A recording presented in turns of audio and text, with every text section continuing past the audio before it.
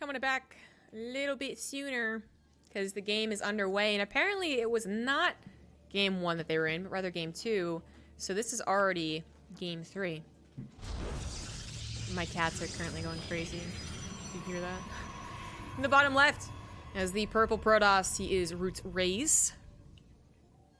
An impressive North American Protoss. Used to be Terran.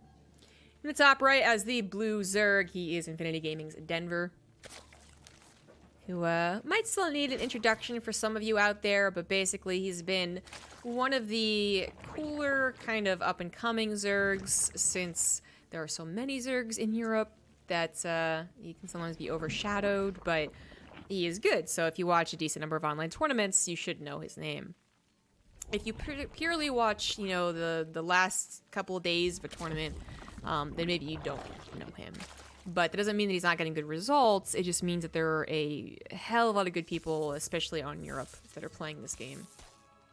And he's still, I would say my, like, biggest critique of him is that he might still have some just basically mental stability issues. I shouldn't have said it that way. I mean in his professional play entirely, not in any other way. Rather that, like, you see him in a tournament and he seems to have a good bracket and you're like, he could definitely do this, and then he'll actually play very poorly that day and he'll kind of beat himself up about it. So I just meant in terms of just the fortitude way of having to compete in tournaments, I think is one of his weaknesses. Otherwise, everything else is on the up and up. He's been good for quite some time.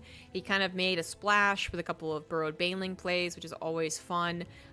Definitely, if you're going to try and get popular, having a particular style is the way to do it. But his macro's good, his micro's good. He's got some decent build orders. He plays both in and outside the meta. Sometimes not, whatever. He's a good all-around player. He just isn't quite getting the victories for the championships, right? Or even necessarily the qualifiers, you know, for challenge or something like that. But when you compare him to a guy like Raze, I mean, then it's not really unexpected that it's a 2-0. Not that Raze is bad, but that North America doesn't get a lot of chances to even test their might against the Europeans. And their practice ground isn't exactly ideal a lot of the time, so they are often seen practicing on Europe or even Korea, if they're in Korea, right?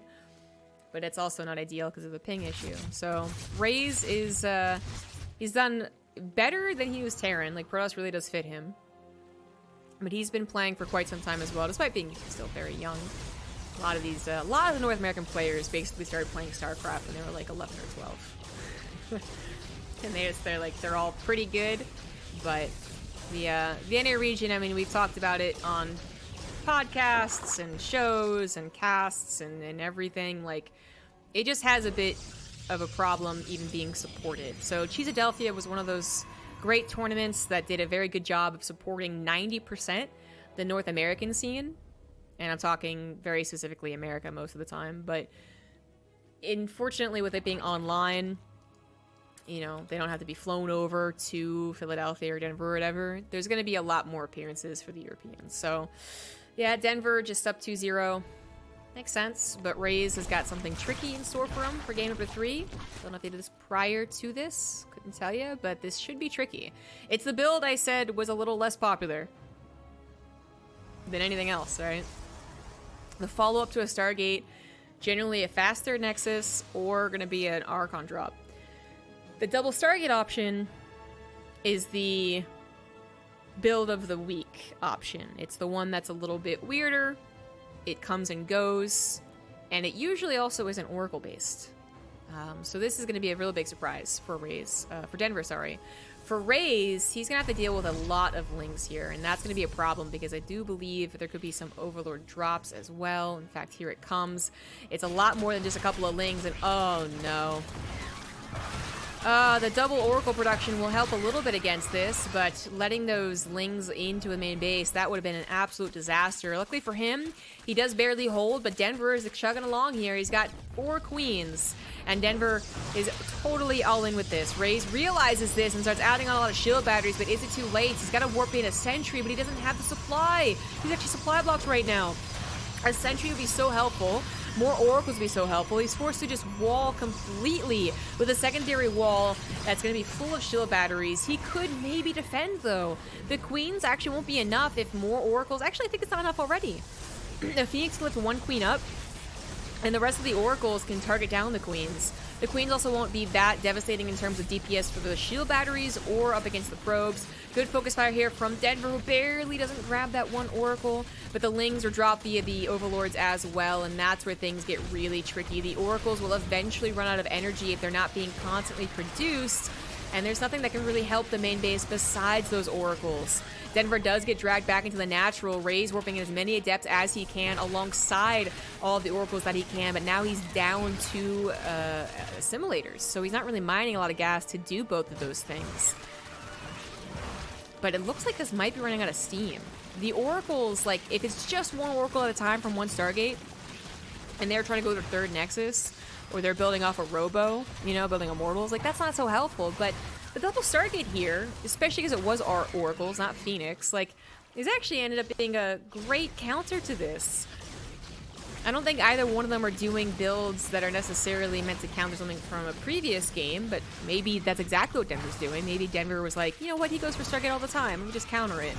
But he didn't anticipate the second Stargate and how many oracles there would be. This game was almost over when the adepts did not close that front wall, but here we are 2 minutes later, and Raze looks like he's in a fantastic position. Now, he's up in workers. He did not lose his main nexus. In fact, he didn't even lose any of his technology.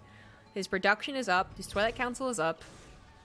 His probe count is up. And now he has a ton of oracles that can go across the map and burn down fourth bases. They can burn down queens. They can burn down spore crawlers.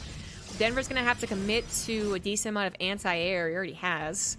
2 spore crawlers at each base. 3, actually. And then on top of that, actually get something that can combat the oracles. Because if he gets 6 Hydras, guess what? The oracles win. Raze is actually going to be able to win this game. Unless something really weird happens. He is winning this game. His adept count also stayed pretty strong.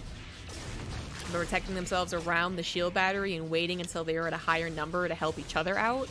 So he has 2 options to hold against further Ling run bys if that was Denver's plan to try and make his way back into the game, but he can't even afford those Lings. He's trying to get to a more stable composition, Roach Hydra, but it's not quite here yet. Lots of queens, no Hydras, 9 Roaches on the way, but not here.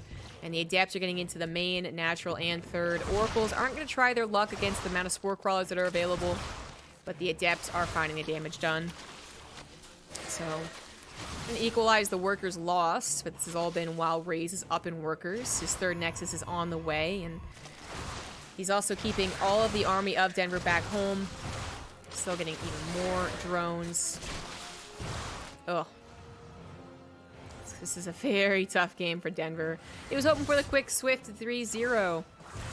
And I think if it was anything except double Stargate Oracles, it would have actually been very, very likely to happen. What a weird game.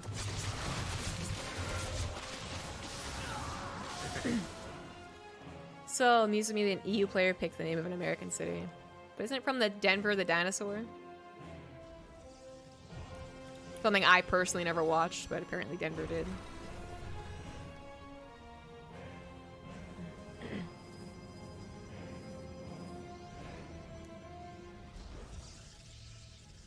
Well. Denver is not going to tap out of the game just because his all-in failed. He thinks there's a chance. I'm not so sure. I mean, these oracles, this number of oracles is past the point of harassment, right? They're going to be able to help in almost every single regard unless it really does get to a game where there's 20 Hydras, 30 Hydras. I feel like it can't get there, right? It can't, right?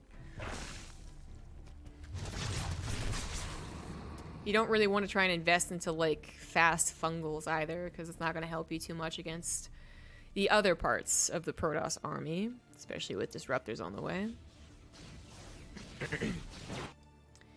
And you can't really get away with anything unscouted. There's so many oracles that if Raze let a Spire go unscouted, that'd be on him. You know, all you gotta do is sacrifice one oracle into each base to get full scouts, and he has enough oracles to do that. Usually you don't. You don't want to sacrifice oracles, but if you're thinking, God, the only thing that could kill me right now would be like a mass mutus transition, you might want to scout for that. Denver is forced to make so many spore crawlers. I mean, his drone count's looking okay now, but Raze is already 50 supply up, getting all the technology. Double upgrades, not something you usually see in this matchup. Dark Shrine, he's going to want to distract Denver and then go for the kill with the disruptors. At this point, Denver has to hope that Raze kills his own units with his disruptor. I think that's the only hope here. He's going to try and get to one of the best siege units for Zerg, right? If you can't get to Broodlords.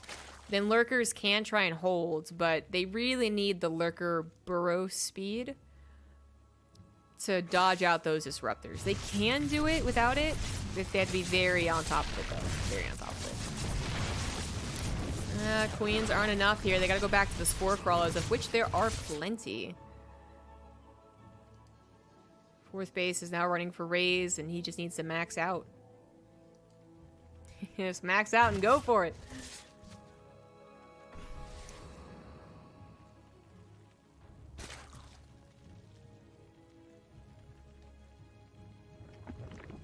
Well, Parasitic Bomb could take out this Oracle flock, but that's...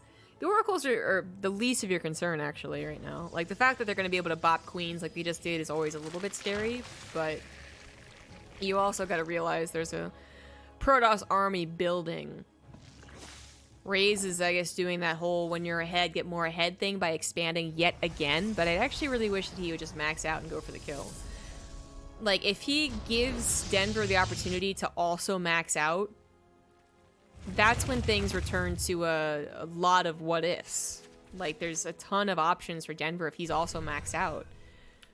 But Raze has given him a long time to do that. Instead of investing 400 minerals into more army, or only focusing on one upgrade instead of two, I think there could have been a 50 supply difference with an attack. Now there's only a 20 supply difference with an attack.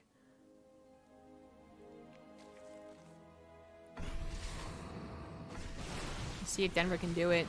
He knows exactly what he wants to do, and he was given time to almost get there. I say almost because while he has Lurkers, he needs to get to their upgrades. Then he can actually feel a little bit more comfortable. The Revelation has not gotten on top of the Lurkers yet, so the Hydra's having some difficulty running away from those disruptors. Do they have their upgrades? I think they do. Both of them. They do. He's trying to split Hydras now. He needs the Hydras to actually, like, you know, be able to attack as well, which they can't do when they're retreating. He needs to keep this fourth base alive. He's trying to get to a fifth base, but Raze, not even necessarily focus firing it. We have a Viper on the way, which could try and abduct one or two of the disruptors, take them out of the equation. Lurker range is on the way. I wonder if in this situation it would have been better to get speed, but... Oh, Denver is the pro, not me. The good news about Stasis Trap is that you can't attack units while they're in stasis.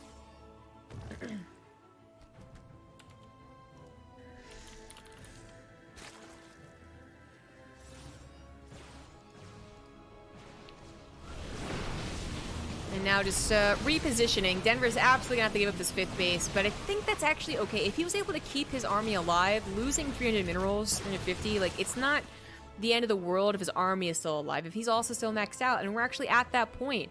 He's also been able to get to his own okay upgrades, at least +2 here for his Lurkers and his Hydras. He's got a couple of Spellcasters, like... man, I feel like Raze was so far ahead, but letting him get also maxed out, now suddenly we get to see what Denver really has to show as one of those up-and-coming European Zergs. Good splits from the Hydras, making a disaster turn into something okay. That one was a lot better, though, for the Disruptor hit. Denver has a large force of Lings going down to the south. There's a decent number of cannons, though, at both bases, and those Lings are not upgraded.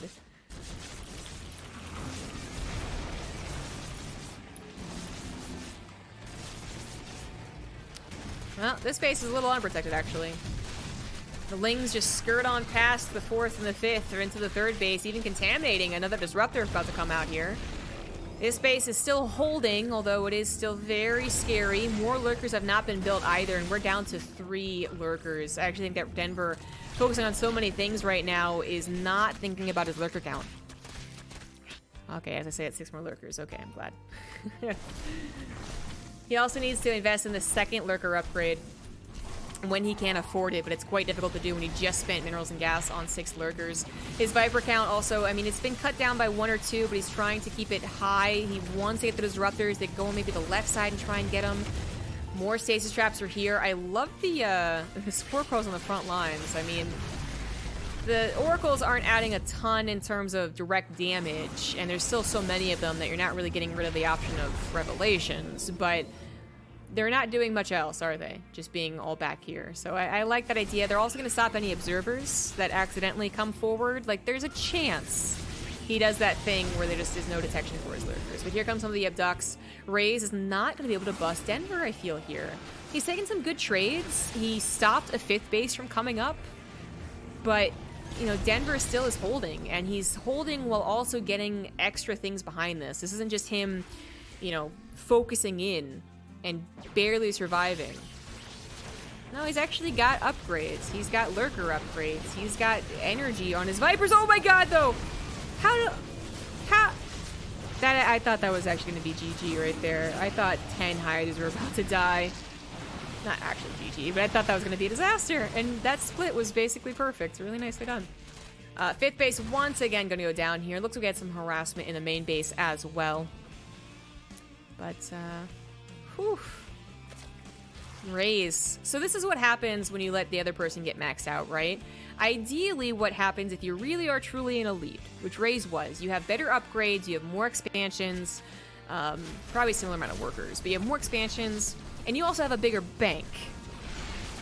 And that's something that they can't really catch up to unless you start taking really bad trades. So that there's definitely still benefits here for Raze from the early game.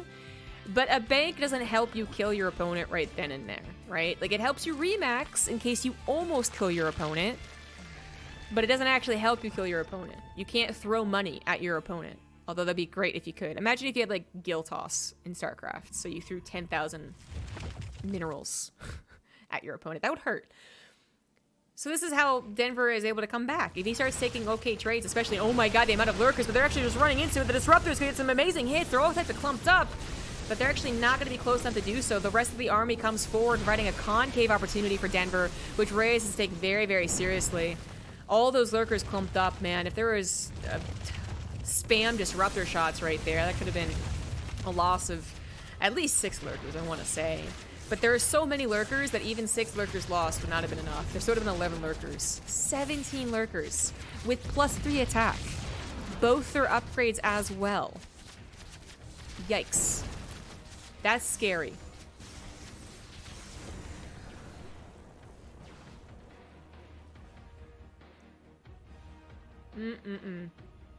Raze is going to be kicking himself if he lets this game go, man. Overseers. Taking out Overseers, not bad. They could supply block their opponent. I have trouble saying supply block. You know, the B's and the P's. They could supply block your opponent. They could... I thought maybe it was going to parasitic bomb there. And they also could... They could have Senior Observer and killed it. Not that he's, again, lacking revelations, but... You know, if they don't get the opportunity to kill your Observer, kill your last detection, then more power to you. And that's why Denver is also keen on remaking them. Disruptors get a decent shot in the middle right there, but so many abducts come down. Every last Oracle, did that just die? Hello? Well, not that one. Nah, he's got 4 Oracles, but hello? Hello? Oh, hello. Revelation cast on the Lurkers. He does not catch all of them, though. There's still a deep line of Lurkers behind that. And while that looked like a good opportunity, the Hydras weren't paying attention to their buddies. There were just so many Lurkers that they were covering each other. Not to mention, half of them weren't actually being detected. The Observer was a little late to the party. The Revelation didn't hit everything. And in fact, I believe the Observer... Oh, no, it didn't die. It's somewhere here. I can't see it, but it didn't die. But that's exactly what an Overseer would have been able to do. The Hydras take it down quickly. Does he have Observer speed? No. For a second, I thought he did. That's actually something you don't want to really have if you're depending on Observers for detection. They just die quicker. Anyways. Actually, starting to get a real game out of this. Unfortunately, Overseers are still here, so no emergency DT defense. Another thing that can happen if Observers... Woo! Overseers are killed. A couple of units to the top side didn't do a whole lot. Disruptors over here. Seems to be only that one good shot in the middle, and then one Ravager died. Not getting the juiciest shots possible. The Hydras, I think, that cleaned up a Deadlight Run by or something like that, actually come in for an attack on Raze's left side base. Raze has lost this Nexus.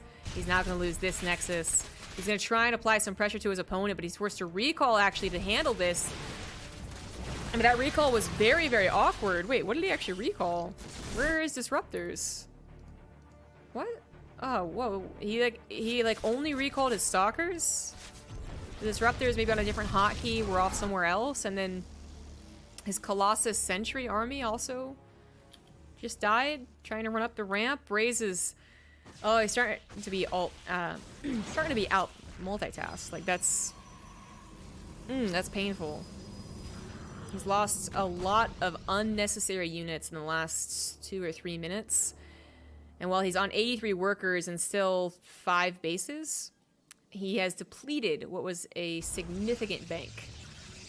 Denver has also been able to finally get this 5th base up, as well as a 6th base that he's properly defended. A couple Hydras over to this left side. I don't think it's going to be enough to defend. He's going to maybe need to put some lurkers up there, but they're going to buy some time, so he might be able to send something over there. And more Hydras on the way. We'll see if they can cut it. It's 3-3 Stalkers against just 3-1 Hydras, so I don't know about that, but oh my god, the amount of lurkers right now is insane. It's actually all the lurkers, though, so nothing to defend his base. Raze is going to try and take the opportunity to actually get this base. A base for a base, but it would have been so much nicer if it was 2 bases for a base, but it looked like the Hydra reinforcements with the Lings were able to take care of things. Disruptor's going to be used on only 1 lurker. It's 2 Disruptor shots to kill a lurker, guys. Oh my god! Oh, Jesus, the abducts! Oh, that was almost not enough, to be honest, actually. That would have been so cool, but even then, that would have gotten half the lurkers. You still would have had all these lurkers alive. It's insane how often the Disruptor kills have almost been fantastic, yet still not even game-breaking if they were. Like, usually it's like, oh, if he had only gotten that Disruptor shot, it would have been a, big turnaround. But it's like, if he got it, it would have been cool. But probably wouldn't have done enough. This base is now done. This base over here could be retaken in the future, but it'd be hard to defend it. Denver has gone from very few upgrades, very few lurkers, very few opportunities to basically all the opportunities. The only thing he could fix right now, do even better, is his creep spread to the left side. And he also does need to think about another base, just in case he loses a drastic number of lurkers. But it looks like his bases that he has right now will be properly defended by lurkers because he has so damn many. Raze is going to try and transition away from just ground, taking on the lurkers. It's difficult to do when they're at this number of lurkers. Yeah, it takes a long time to break through that, even with a decent number of disruptors. So the better option would be trying to go into the air. But he's, oh, the blinding cloud, plus the abducts, plus the everything, plus my god. Stalker count gets halved. He has been building so many oracles. Oh my god. Wait a second. Oh, the big cancel, though. He thought he saw an opportunity, and it wasn't there. Denver just canceled out his cocoons and was like, what's up? Plus that parasitic bomb. Oh, man. Okay, well. We're running out of options here. More disruptors still being built. He is going to go into capital ships, but I was going to say is that he's building capital ships in a game where he's kind of losing. Like, the banks have not depleted for him yet, but he's losing. And he's up against a Zerg who could, abduct them into Hydra still. Who could probably get enough economy going for him to actually get into Corruptors. And who has so many lurkers that even the presence of 4, 6... Ooh, good stasis traps. 6 carriers, might not kill them fast enough. Stasis traps also running a bit of a wall, funnily enough. His space off to the left is killed. Oracle's gonna come in and try and take down every last lurker. Not quite. Zealots do find an undefended 7th, is that? Raze is now being attacked on one of his last mining bases, actually. He has run out of options here.